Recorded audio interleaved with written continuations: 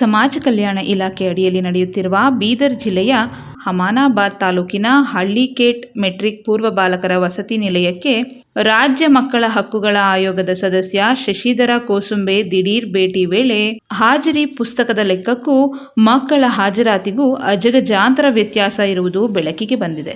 Bed ಕಾಟ್ಗಳು ಇದ್ದರೂ stock ರೂಮ್ನಲ್ಲಿಟ್ಟು warden ಬೀಗ ಹಾಕಿದ್ದಾರೆ.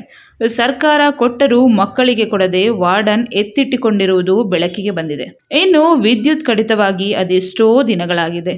ಕಗ್ಗತ್ತಲಲ್ಲಿ ವಸತಿ ನಿಲಯವಿದ್ದು ವಿದ್ಯಾರ್ಥಿಗಳು ಓದಿಕೊಳ್ಳಲು ಆಗದ ಸ್ಥಿತಿಯಲ್ಲಿದೆ. ಸ್ಥಳಕ್ಕೆ ಭೇಟಿ ನೀಡಿದ ರಾಜ್ಯ ಮಕ್ಕಳ ಹಕ್ಕುಗಳ ಆಯೋಗದ ಸದಸ್ಯ ಶಶಿಧರ ಕೋಸುಂಬೆ ಅವ್ಯವಸ್ಥೆ ಹಿನ್ನೆಲೆ ವಾರ್ಡನ್ಗೆ ಕ್ಲಾಸ್ ತೆಗೆದುಕೊಂಡಿದ್ದಾರೆ.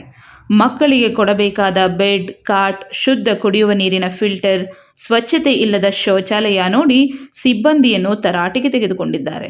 ವಾರದಲ್ಲಿ ಸಮಸ್ಯೆ ಬಗೆಹರಿಯಲು ಖಡಕ್ ಸೂಚನೆ ನೀಡಲಾಗಿದ್ದು, ಹಾಸ್ಟೆಲ್ ಸಮಸ್ಯೆ ಬಗೆಹರಿಯಲಿದೆಯೇ ಎಂಬ ಅನುಮಾನ ವ್ಯಕ್ತವಾಗುತ್ತಿದೆ.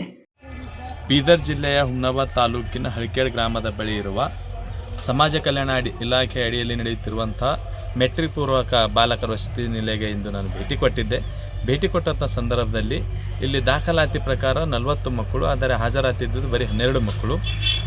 ಗೈರಾದಂಥ ಮಕ್ಕಳ ಮಾಹಿತಿ ಕೇಳಿದ್ರೆ ವಾರ್ಡನ್ಗೆ ಗೊತ್ತಿಲ್ಲ. ಅದೇ ರೀತಿಯಾಗಿ ಇಲ್ಲಿ ಸಾಕಷ್ಟು ಕಾಟ್, ಬೆಡ್ಗಳು ಸ್ಟಾಕ್ ರೂಮಲ್ಲಿ ಇಟ್ಟಿದ್ದಾರೆ, ಆದರೆ ಮಕ್ಕಳ ಮೇಲೆ ನೆಲದ ಮೇಲೆ ಮಗ್ತಾ ಇದ್ದಾರೆ. ಅದೇ ರೀತಿಯಾಗಿ ಸರ್ಕಾರದಿಂದ ಕೋಟ್ಯಾಂತರ ದುಡ್ಡು ಖರ್ಚು ಮಾಡಿ ವಾಟರ್ ಫಿಲ್ಟರ್, ಫ್ರಿಡ್ಜ್, ಜನರೇಟರ್ ಎಲ್ಲ ಸಾಮಗ್ರಿಗಳು ಸರಬರಾಜು ಮಾಡಿದ್ದಾರೆ. ಆದರೆ ಆ ಸೌಲಭ್ಯಗಳು ಮಕ್ಕಳು ಸಿಗದೇ ಇರೋದು ಅತ್ಯಂತ ದುರಂತ. ಹೀಗಾಗಿ ಇಲ್ಲಿರ್ತಕ್ಕಂಥ ಅವ್ಯವಸ್ಥೆ ಬಗ್ಗೆ ಈಗಾಗಲೇ ನಾನು ನೋಡಿದ್ದೇನೆ, ಪರಿಶೀಲನೆ ಮಾಡಿದ್ದೇನೆ. ಸಂಬಂಧಪಟ್ಟಂಥ ಹಿರಿಯ ಅಧಿಕಾರಿಗಳು ಪತ್ರ ವ್ಯವಹಾರ ಮಾಡುವ ಮೂಲಕ ಇಲ್ಲಿರ್ತಕ್ಕಂಥ ಅಧಿಕಾರಿಗಳ ಮೇಲೆ ಸೂಕ್ತ ಕ್ರಮಕ್ಕೆ ನಾನು ಶಿಫಾರಸು ಮಾಡಿದೆ. ಚಂದ್ರಯ್ಯ ಸ್ವಾಮಿ, CTV ನ್ಯೂಸ್, ಬೀದರ್.